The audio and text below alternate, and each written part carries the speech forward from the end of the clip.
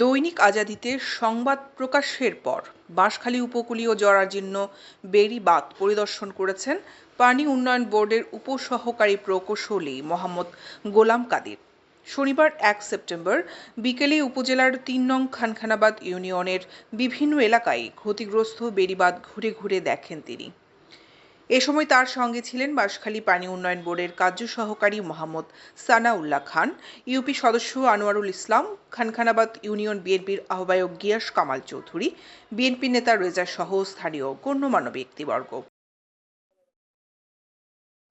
এর আগে ১৫ই আগস্ট বাঁশখালীতে স্বেচ্ছাশ্রমে বাঁধ সংস্কার করল এলাকাবাসীর শিরোনামে এক প্রতিবেদন প্রকাশ করে দৈনিক আজাদী। পরিদর্শনের সময় স্থানীয়রা জানান ২৯৩ কোটি ৬০ লাখ টাকা ব্যয়ে নির্মাণকৃত বেড়িবাঁধটি ২০২২ সালে ঠিকাদার প্রতিষ্ঠান পানি উন্নয়ন বোর্ড পাউবোকে বুঝিয়ে দেওয়া হয়।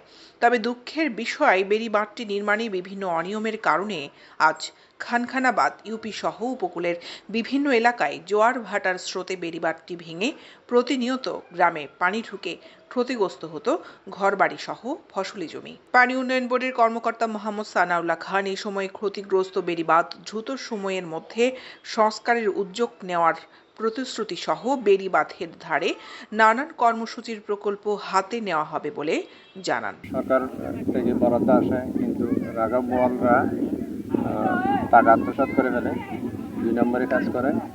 সর্বোপরি এখন ওই প্রতি সিগন্যালে যখন দুর্যোগ আসে আমাদের এখানে এলাকার লোকজন সবাই একটা আতঙ্কের মধ্যে দিন যাপন করে। আর গত কিছুদিন আগেও এখানে পানি ঢুকছে আমাদের এখানে।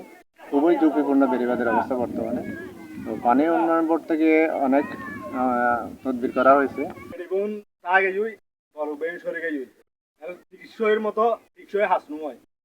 এই পরিস্থিতির কারণে আরাতে এইতে বছরা বছরই পানির লেভেল সংকট থাকে।